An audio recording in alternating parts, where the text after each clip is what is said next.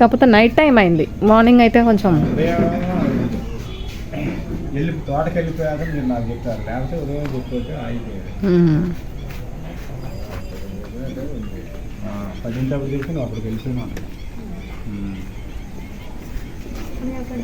అందుకు నువ్వు లేవని సాయంత్రం. అందరికీ నమస్కారం అండి.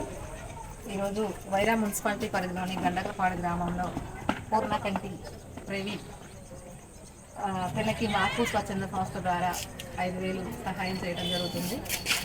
ఇంకా దాతలు ఎవరైనా ముందుకు వచ్చి ప్రవీణ్ని వాళ్ళ కుటుంబాన్ని ఆదుకోవాల్సిందిగా మార్పు స్వచ్ఛంద సంస్థ ద్వారా కోరుకుంటున్నాం. రండమ్మా, ఏదో మాకు తోచిన సహాయం రాంబాబు గారు చెప్పారు, ప్రవీణ్ పరిస్థితి చెప్పారు, అందుకని ఏం కష్టం మీద ఆధారపడుతుందండి.